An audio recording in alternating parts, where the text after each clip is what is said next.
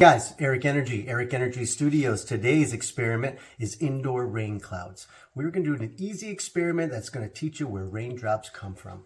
We're going to use this. We've got a beaker that's filled with water. It's about 3/4 filled. We're going to put a rain cloud on top with a little bit of foamy shaving cream, and then we're going to add a little bit of the raindrops with these food coloring bottles. Now, clouds form when water vapor rises into the air.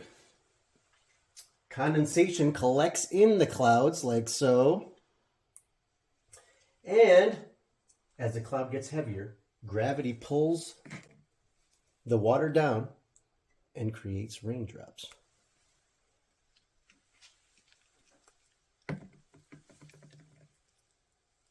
And that's how raindrops are formed.